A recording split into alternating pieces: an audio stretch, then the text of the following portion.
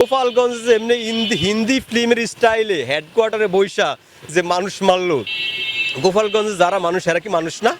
এরাও তো মানুষ। গোপালগঞ্জ কি আলাদা একটা রাজ্য? এটা কি গাজা না রাফা? এটা আমরা দখল করতে হবে নতুন করে। তো ওই জায়গায় যে মানুষ মারছেন এখন, ওই জেরাগ 24 সালে আসমান কাঁপছে, এখন কি আসমান কাঁপে না?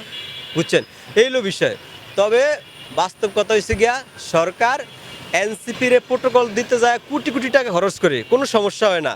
সরকার ইংল্যান্ডে যায় একটা হারমোনি অ্যাওয়ার্ড পাওয়ার জন্য কয়েক কোটি টাকা খরচ করছে বাংলাদেশে, তাও সমস্যা না।